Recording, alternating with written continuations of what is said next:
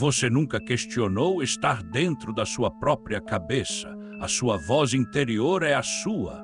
As suas memórias são as suas. Ninguém mais acessa isso. Eu sou um investigador dos mistérios fundamentais da realidade e hoje eu te pergunto por que você acordou neste corpo, porque a sua consciência, a sua perspectiva única não está em nenhum outro lugar. É uma sensação particular, não é? Há de ser o único observador do seu próprio universo particular. Você vê o mundo através dos seus olhos, ouve através dos seus ouvidos e sente tudo na sua pele. É uma prisão de certo modo, uma cela feita de carne e osso, da qual você nunca escapa. Nenhuma experiência de outra pessoa pode ser de fato sua. Você pode imaginar, pode se compadecer, mas o choque elétrico ou a brisa fresca em outro corpo são sensações de outra pessoa, são inatingíveis para você. Essa perspectiva individual é tão fundamental que a gente nem para pensar nela. Aceitamos que somos nós e ponto final, mas essa aceitação esconde um mistério imenso.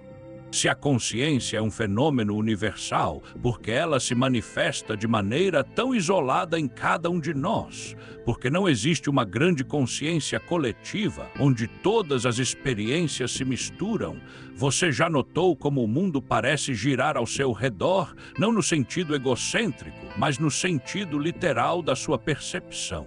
Tudo o que existe, existe para você. As cores, os sons, os sabores. Todos filtrados pelo seu cérebro, interpretados pela sua mente. Sua mente é o centro da sua realidade. Mas por que a sua mente? Porque não a mente de alguém do outro lado do planeta, ou de alguém que viveu há 1000 anos, ou de alguém que ainda vai nascer. É como se você tivesse sido o único a ganhar na loteria cósmica, a sorte de estar aqui agora como você. Você sente o seu corpo. Você se move, respira, pensa. Tudo isso é inseparável da sua identidade, sua memória de infância, seu primeiro amor, suas cicatrizes. Elas estão ligadas a este corpo, a esta vida. Mas será que a pergunta por que você acordou neste corpo já não parte de uma premissa falsa? Ela assume que existe um você que poderia ter acordado em outro corpo. E se não for assim? E se o corpo, as memórias e a sua história forem justamente aquilo que produz a sensação de ser você? No próximo capítulo, investigamos como as memórias e o corpo físico moldam a identidade e por que a ideia de um eu pré-existente ao corpo pode ser uma suposição equivocada. Mas pense bem, você ainda é a mesma pessoa de 10 anos atrás. Eu sou um investigador dos mistérios fundamentais da realidade e hoje nós exploramos a sua própria existência. A pergunta por que você acordou neste corpo parece tão natural, quase ingênua. Mas ela pressupõe a existência de um você que flutua, um você que poderia ter escolhido um corpo ou que foi colocado em um. A ciência nos oferece um caminho diferente. Uma observação é que a sua identidade parece ser construída, não apenas ocupada. O seu cérebro está em constante mudança. Conforme você aprende coisas novas, forma novas memórias, o seu cérebro se reconecta. Isso é chamado de plasticidade neural. Novas sinapses surgem, antigas se desfazem. A pessoa que você é hoje, com todas as suas lembranças e pensamentos, é um produto dessa estrutura física em evolução. Se suas memórias forem alteradas, você ainda seria você. É uma hipótese instigante que a consciência, essa sensação de ser você, emerge diretamente dessa complexidade. Considere um experimento mental. Se pudéssemos copiar cada átomo do seu corpo e cérebro para criar um duplicado perfeito, o que aconteceria? Quem seria você? A versão original ou a cópia? Não há um eu separado, uma alma que possa ser transferida. É uma ideia desconfortável, mas crucial. O eu não é algo que habita o corpo, mas algo que é gerado por ele. Outra observação importante é a do desenvolvimento infantil. Você não nasce com uma identidade completa. Ela se forma gradualmente através das suas interações com o mundo, das suas experiências e principalmente das suas memórias. Você não se lembra de ter nascido. Suas primeiras memórias conscientes começam anos depois. Isso sugere que o eu é uma narrativa que se constrói ao longo do tempo e não uma entidade pré-existente. E se essa investigação sobre quem somos te intriga, se essas conversas te fazem pensar no universo e na sua vida, considere se inscrever no canal.